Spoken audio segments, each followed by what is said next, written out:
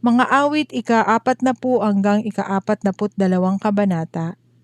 Sa mga kabanatang ito, mababasa natin ang mga awiting tungkol sa pasasalamat sa pagliligtas ng Diyos, paghingi ng kanyang tulong, at matinding pananabik sa kanyang presensya.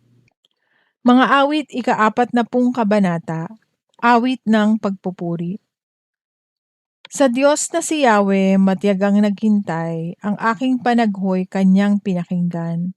Sa balong malalim na lubhang maputik, iniahon niya at dooy inalis. Ligtas na dinala sa malaking bato at naging panatag taglay na buhay ko. Isang bagong awit sa aking itinuro, papuri sa Diyos ang awit ng puso. Matatakot ang bawat makakasaksi at magtitiwala sa Diyos na si Yahweh. Mapalad ang taong kay Yahweh tiwala at sa Diyos ay hindi dumadapa. Hindi sumasama sa nananambahan sa mga nagkalat na Diyos-Diyosan.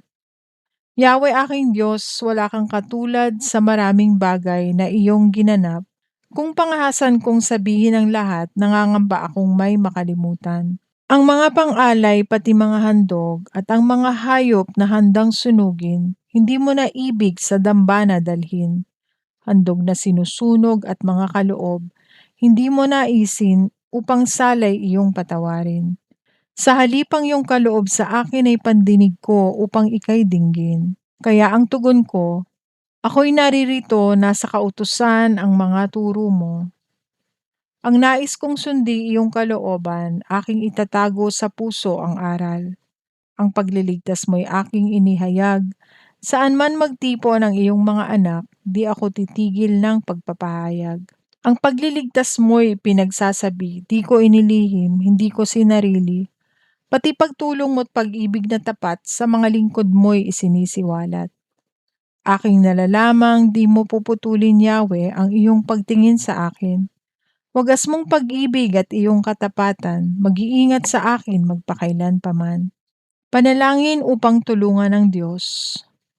Kay rami na nitong mga suliranin na sa karamihay di kayang bilangin. Alipin na ako ng pagkakasala, na sa dami ako'y di na makakita. Higit pa ang dami sa buhok sa ulo, kaya nasira na pati ang loob ko. Nawa ay kalugdan na ako'y tulungan, Yahweh ngayon na ako'y pakinggan. Nawa ang may hangad na ako'y patayin, bayaang malitot ganap na talunin. Yaong nagagalak sa sarili ko, hiyain mo sila't bayaang malito. Silang nangungutya sa aking bayaang manlumo ng labis ng di magtagumpay. Silang lumalapit sa iyo'y dulutan ng ligaya't galak na walang kapantay. Bayaang sabihing si Yahweh ay dakila, nang nangaghahangad maligtas na kusa. Ako may mahirap at maraming kailangan, subalit hindi mo kinalilimutan. Ikaw ang tulong ko at tagapagligtas. Yahweh aking Diyos, huwag ka nang magtagal. Mga awit ika-41 kabanata. Panalangin ng isang may sakit. Mapalad ang isang taong tumutulong sa mahirap. Si Yahweh ang kakalinga kung siya na may mabagabag. Buhay niya'y iingatan, si Yahweh lang ang may hawak. Sa kamay man ng kaaway, hindi siya masasadlak. At doon sa bayan niya'y ituturing na mapalad. Si Yahweh rin ang tutulong kung siya ay magkasakit. Ang nanghina niyang lakas ay ganap na ibabalik. Ang bahayag ko kay Yahweh, tunay akong nagkasala, iyo akong pagalingin, sa akin ay mahabag ka. Yaong mga kaaway ko ay palaging binabadya. Kailan ka mamamatay, ganap na mawawala. Yaong mga dumadalaw sa akin ay hindi tapat. Ang balitang masasama ang palaging sinasagap, at saan may sinasabi upang ako ay mawasak. Ang lahat ng namumuhi ang lagi nilang usapan, ako raw ay ubod sama, ang panabi sa bulungan. Ang sakit ko, sabi nila, ay wala ng kagamutan, hindi na makakabangon sa banig ng karamdaman. Lubos akong nagtiwala sa tapat kong kaibigan, kasalo ko sa tuwina, karamay sa anuman. Ngunit ngayon lubos siyang naging taksil na kalaban. Sa akin ay mahabag ka, Yahweh, ako'y kaawaan. Ibalik mo ang lakas ko't kaaway ko'y babalingan. Kung ikaw ay nalulugod, ganito ko malalaman, sa akin di magwawagi kahit sino ang kaaway. Tulungan mo ako ngayon, yamang ako'y naging tapat.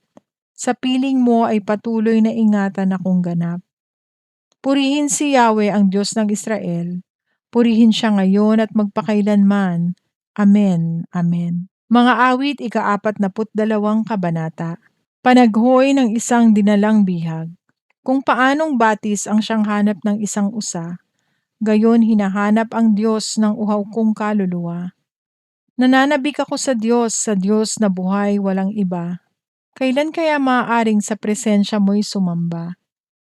Araw-gabi tumataghoy, gabit araw tumatangis.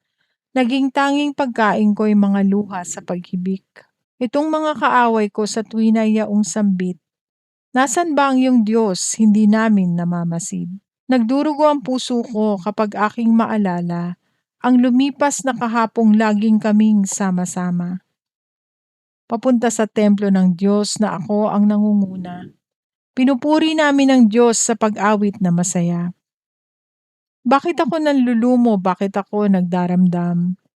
Sa Diyos ako may tiwala, siyang aking aasahan. Diyos na tagapagligtas, muli ko siyang aawitan. Siya ay gugunitain ng puso kong tigib-hirap. Habang ako'y nasa Hordan, sa Hermon at sa Mizar, di ko siya malilimot, gugunitain oras-oras. Ang dagat na kalaliman, pakinggan at umuugong, at doon ay maririnig, lagaslas ng mga talon.